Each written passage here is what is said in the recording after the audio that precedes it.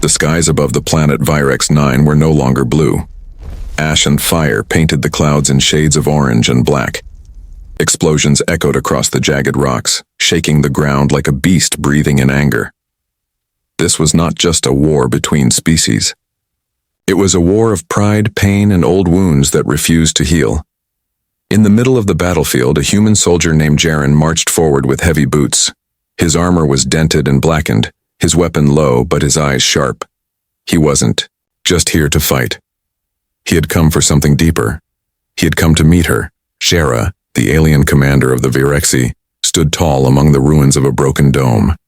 Her skin glowed faintly green under the smoke-choked light.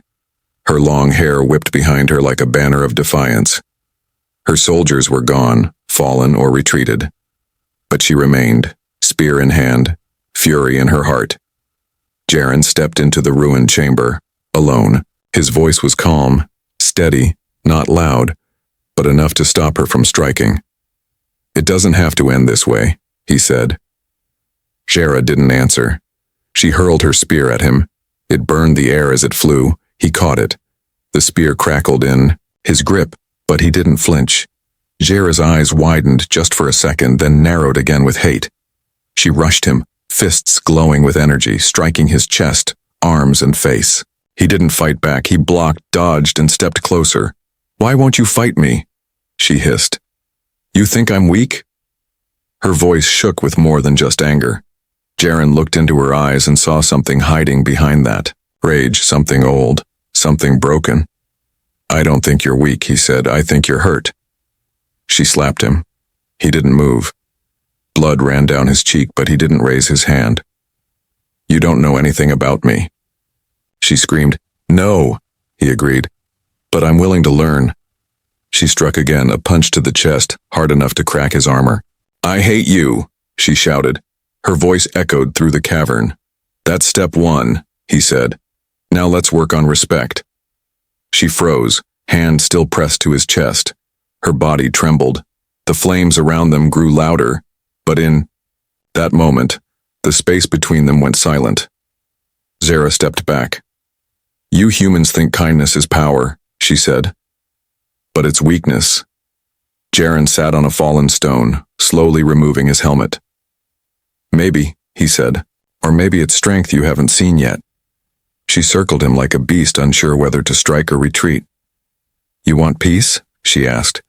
"Then earn it." Her words were sharp, but her tone was no longer screaming. "I will," he said, "even if I have to bleed for it." Jera's eyes met his again. This time she didn't look away. The fire behind them began to die down, but the tension between Jaren and Jera stayed sharp. Her fists were still clenched, and his breathing had grown slower. Neither moved as dust settled over the cracked ground. Jaren could feel the ache in his ribs, but he stayed calm. He knew this wasn't just about war. It was about something older, deeper. Something buried in Jera's past that even she didn't want to face. Jera stepped back and picked up her spear from the floor. Her eyes never left his. She didn't raise the weapon, but she didn't lower her guard either. She was trained to trust no one, especially not a human. "Why are you really here?" she asked. Her voice was no longer shouting. It was cold, suspicious, and sharp like broken glass. Jaren looked at her and answered without fear. "To understand you." That answer caught her off guard. She had expected lies. She had expected a trick. But instead, he gave her something dangerous. He gave her honesty. It burned worse than any weapon. "No human has ever cared what we feel," she said. Her voice trembled slightly, but she masked it with anger. "You came to our planet. You called us monsters. Then you started killing us." Jaren didn't defend humanity. He didn't deny her pain. He simply nodded and said, "We were wrong." The silence that followed was heavier than any explosion. Jera's hand shook slightly as she tightened her grip on the spear. "I watched my sister die in a firestorm sent by your kind," she said.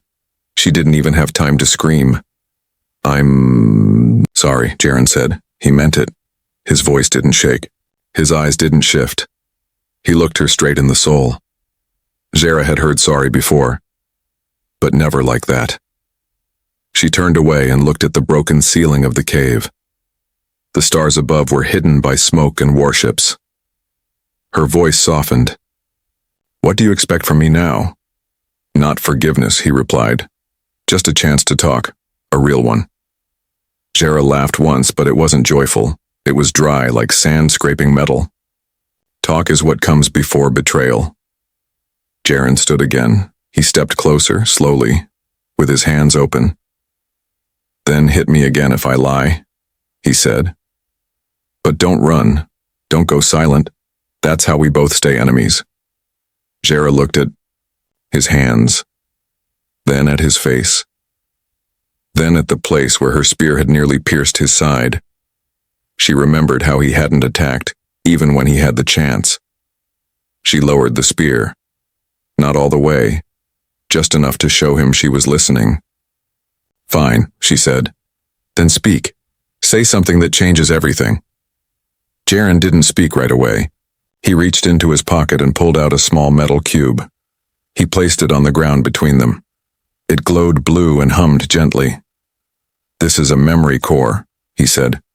"It contains everything we knew about your people before the war, including the mistakes, including the lies. I brought it for you." Jera stared at it, her eyes wide. She didn't pick it up. Not yet. But her hands stopped shaking. Her voice became quieter. "Why would you risk carrying something like this?" "Because peace is heavier than weapons," he said. "But if we don't carry it, we keep bleeding forever."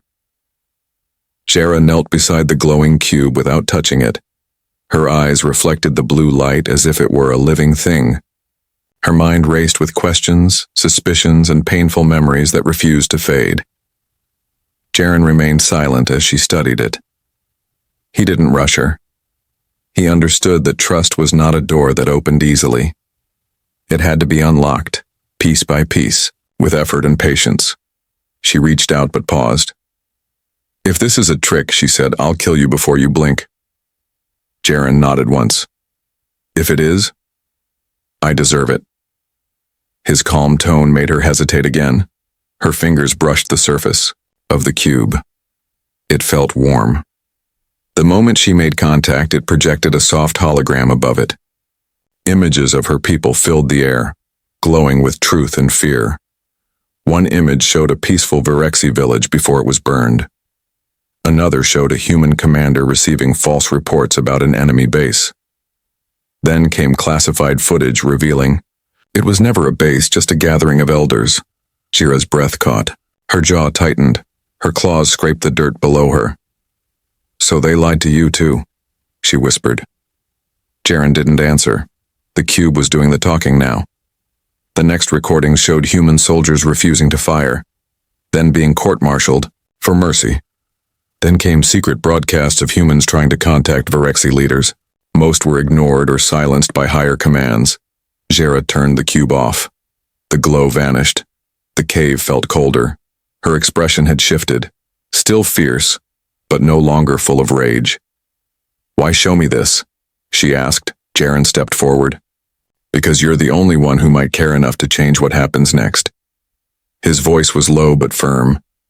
"And because someone has to start first." Jera stood up, spear still in hand. "If I believe this, I lose everything I've hated for," she said. "Everything I've fought to protect. You're asking me to become something else." "I'm not asking you to forget," he replied. "I'm asking you to lead." She turned away again, breathing heavy. Her shoulders rose and fell like waves battling against a storm. The wind howled through the cracks in the cave ceiling. Outside, the sounds of war had become distant. For a moment, there was quiet. It was the kind of silence that demanded a decision. Jera turned back to him. "Even if I agreed," she said, "no one would follow me. Not after what I've done. Not after what I've become." Jaren gave a faint smile. "Then let me be the first. I'll follow you." Jera stared at him, trying to see the trick behind his words. There was none, only truth. She lowered her spear fully for the first time. The metal touched the ground with a soft clang. "If you lie to me again," she warned, "there will be no mercy." Understood, he replied. No more lies, just hard truths and harder steps forward. He took a step toward her and offered his hand. Sarah looked at his hand but didn't take it. Instead, she asked, "What's your next move, Peacekeeper?" "We leave this cave," he said. "Together, and we talk to both sides. Even if they try to shoot us down, we talk louder." Sarah nodded slowly. The fire in her eyes had changed. It wasn't gone, but it had direction now. They began walking toward the cave entrance side by side. The war still raged outside, but something new had been born in the ruins beneath it. The wind outside the cave was harsh, filled with ash and the bitter smell of war. Jera stepped out first, her spear across her back, her posture tense. Behind her, Jaren followed without a word. Above them, the sky burned orange and red. Dropships hovered like silent birds of death. The ruins stretched out far, broken metal and shattered bones mixed in the dirt. This was not peace. This was the price of pride. Shara scanned the horizon. She saw her people in the distance, gathering near a wrecked fortress. They looked ready to fight again, ready to strike at the next target, ready to destroy. "Will they listen to you?" Jaren asked. Shara didn't look back. "They'll listen," she said, "but only after I prove I haven't lost my mind." She took out the memory cube and held it up. Its light blinked steadily, like a heartbeat. She breathed deeply, then walked forward toward her own army. Jaren walked beside her without fear. The Virexi guards spotted them and aimed weapons. Some shouted warnings. Others looked confused. None of them lowered their aim. Jera raised her hand, her voice sharp and clear. "Stand down. He is not the enemy." One guard stepped forward, his face full of rage. "You bring a human into our lines after what they've done?" Jera didn't flinch. "Yes, because we've been lied to. All of us." Whispers passed through the crowd. The soldiers looked at each other unsure. They trusted Jera in war. But this was different. This was dangerous. This was unknown. Sarah placed the cube on the ground and activated the first recording. The hologram appeared again, showing the human orders, the fake reports, the peaceful villages destroyed by mistake.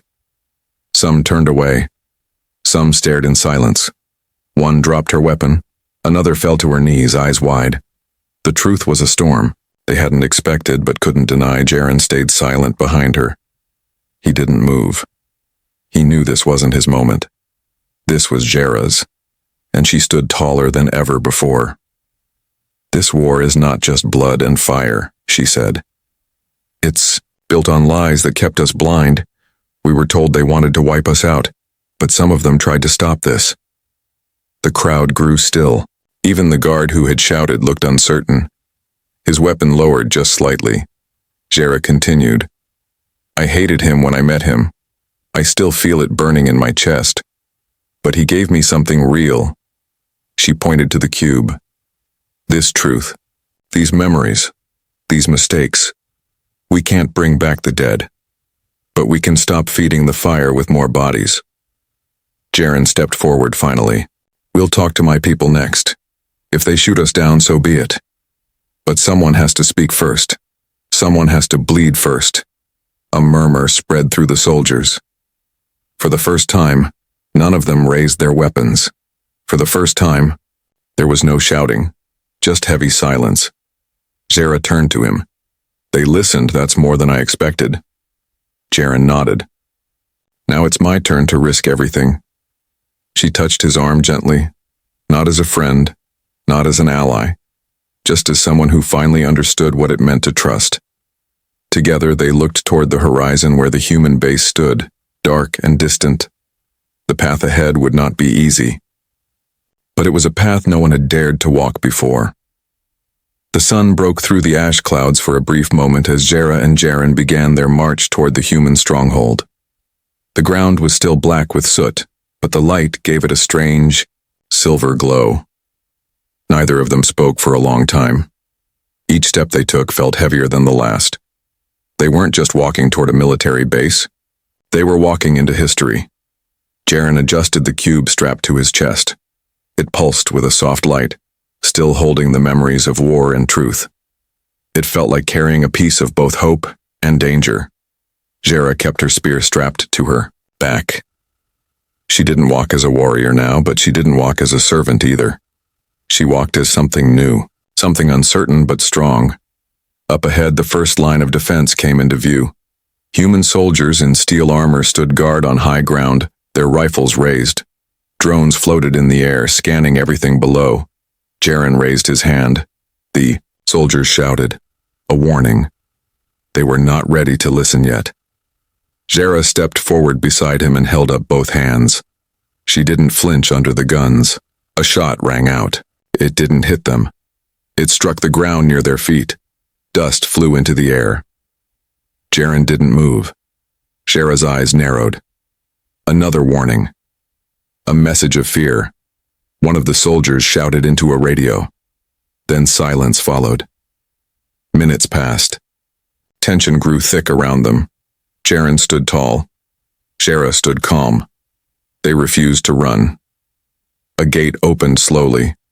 Out walked a human officer in black armor, his face marked by years of battle. He stopped a few feet away and stared at Jaren like he didn't recognize him. Jaren Rhodes, the officer said. You've got nerve showing up here with one of them. His voice was cold, but his hands were steady. He wasn't afraid. He was curious. Jaren nodded once. Commander Thaley, I brought the truth, not to argue, to show, to offer something more than orders and bullets. Thale looked at Jera. You killed 20 of my men in the siege of Black Hollow. Jera didn't blink. And you burned down our healing chambers. We both carry blood. Jaren stepped between them. Then maybe we've both carried enough. He removed the cube and placed it gently on the ground. The light activated. The images returned.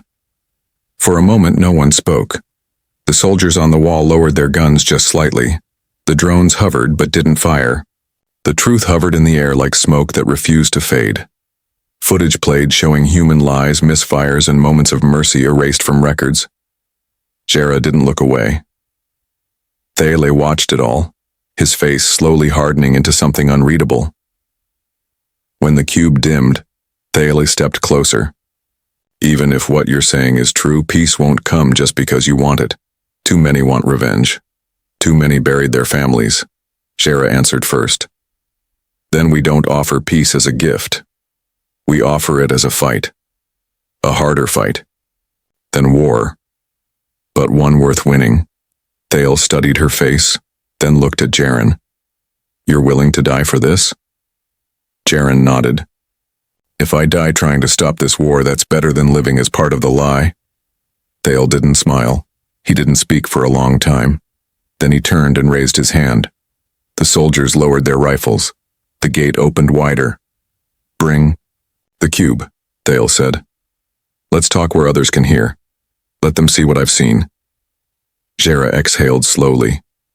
Jaren picked up the cube. Together, they stepped through the gate. The inside of the human base was colder than Jera expected. The walls were steel and silent, built for defense, not comfort. Soldiers stared as she passed, their eyes full of suspicion and fear. Jaren walked ahead with steady steps. He didn't flinch under the stairs. His mission wasn't to look brave.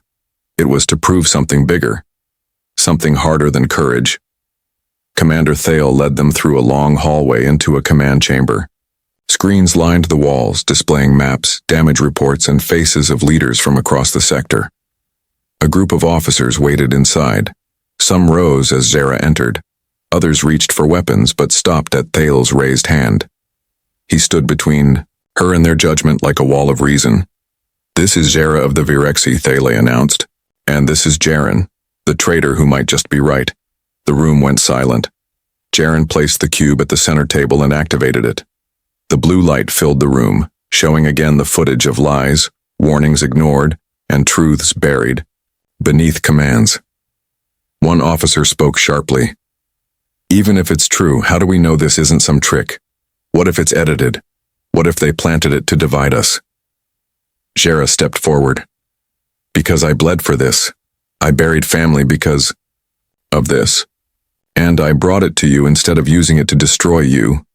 Another officer, a woman with gray eyes, asked, "What do you want?" Her tone was neither angry nor kind, just tired, as if peace was too heavy to imagine. Jaren answered, "A meeting, a real one, between your leaders and hers, not for surrender, for understanding. If we can survive one room together, we might survive this war." The room filled with quiet voices. Officers exchanged looks. Some shook their heads. Others leaned forward with interest. The cube's light flickered across their faces like a flame trying to grow. Thale looked at Jera. "Will your people come?" Jera nodded. "Some will. Others will call me a traitor, but I will come, with or without them." Thale turned to the others. "And what's our choice? More death? More mistakes we can't erase?" He pointed at the cube. "Or do we try the one thing we've never dared?" Reluctantly, one by one, the officers agreed, some with words, some with silence. All understood what was at stake. The cost of trying was high, but the cost of not trying was higher. The meeting was set. 3 days from now, at the edge of the no zone, the place where both armies had refused to step for fear of ambush. Now it would become the center of everything. As they left the chamber, Jaren turned to Zera. "They listened better than I thought." Zera replied, "That's because they saw your pain was real, and they saw mine too." The walk back to the gate was slow. Soldiers still watched, still wary, but no one raised a weapon, no one shouted. Even silence had changed its shape. At the edge of the base, Thale handed Jaren a beacon. "Activate this if anything goes wrong," he said. "But don't make me regret this, you won't," Jaren said. "Because we've both seen enough of what regret brings." Jera looked at the sky as they exited the base. The clouds were still dark, but a thin line of blue had broken through. They began their journey back to Virexiland. Not as enemies, not fully allies, but as something new walking in the space between. The days passed with heavy tension across both camps. Messages were sent through encrypted lines. Scouts watched every shadow. No one believed peace would come easily. At the edge of the no zone, a flat stretch of land scarred by past battles, a tent was raised. Neutral colors, no flags, no banners, only a single long table between two empty chairs. Jera stood with a group of her warriors. Some looked uneasy, others looked angry. None trusted what was coming, but they followed because she did, and her belief was louder than their fear. Jaren arrived with a smaller group of human officers. Commander Thale was not among them. His decision to stay behind was a signal. If this failed, he would not be blamed. But he had allowed it to happen. The two sides stood facing each other, weapons lowered but not far from reach. The silence was alive, filled with memories of fire and blood. One wrong word could shatter everything. Zera stepped forward first. Her voice was firm. "We come to speak, not to surrender. We bring the truth we carry, and the pain we refuse to carry alone." Jaren followed. "We are not here to erase the past, we are here to stop it from repeating. If that means hearing things that burn, then let them burn." A Virexi elder walked slowly to the table. His skin was pale, his eyes tired. He placed a small stone on the table, a tradition of their kind, a symbol of memory and honor. A human officer placed a folded patch beside it, the emblem of a fallen squad lost in the early days of the war. A gesture of respect, not weakness. The talks began. Jera spoke of her sister, of the children lost in the raids, of the lies that fueled her rage. She did not cry, she did not soften, but her words cut through the air like blades of truth. Jaren spoke of the soldiers he buried, of the orders he followed and later questioned, of the day he stopped firing and started asking why. His voice cracked but never broke. Others took turns speaking, some with anger, some with calm. Each story added weight to the room. Each memory poured into the space between the two chairs. No one yelled, no one left, and no one pulled a weapon. That alone was a miracle, greater than any victory either side had known. As the hours passed, the sky above them changed. The clouds began to clear. The sun touched the edge of the table with a golden glow. It was not peace, but it was a start. Jera stood again. "Words are not enough," she said. "But they are more than silence. If you are willing, we will take the next step." Jaren nodded. "We came here with truth. We leave here with choice. The choice to keep killing, or to finally build." A long silence followed. Then the elder Virexi stepped forward once more and placed his hand over the stone. "Let this moment be remembered," he said. "Even if it fails, let it be known. We tried." One by one, the others followed. Human and Virexi alike touched the table, not as enemies, but as voices in a storm that had started to settle. As the sun dipped below the hills, both sides began to step away. They didn't turn their backs. They walked facing each other, eyes locked in something stronger than hatred. Jaren turned to Jera. "Do you think it's enough?" she answered. "Not yet, but it's the first step that matters most." The news of the meeting spread across both worlds like wildfire. Some called it betrayal, others called it bravery, but none could ignore what had happened in the no zone. For the first time in years, Human and Virexi leaders sat in the same space. The peace table, once only an idea, now held the fingerprints of warriors who had chosen to listen. Jera returned to her city under watchful eyes. Some of her people turned away from her. Others stood taller when she passed. Change had always come with a cost. Jaren faced similar storms. His rank was stripped, but not with shame. He walked as a civilian now, but with more respect than he ever held in uniform. The two of them met again in the ruins of a broken tower where the first Virexi outpost had fallen. It was quiet now. Flowers had begun to grow through cracks in the stone. "You think this will last?" Jera asked. Her tone wasn't mocking. It was real, honest. Jaren looked out over the field where soldiers once died.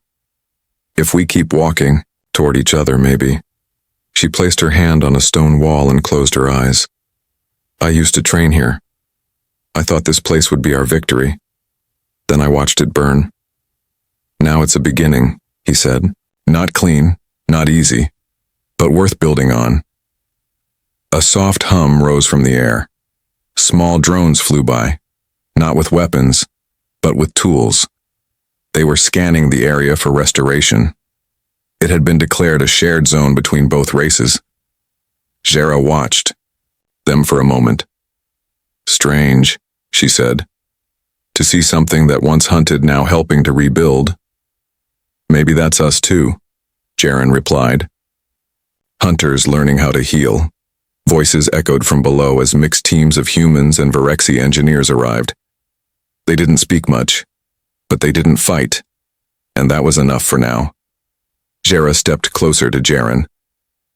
"You remember what I said when we met?" He nodded. "You said you hated me." She smiled faintly.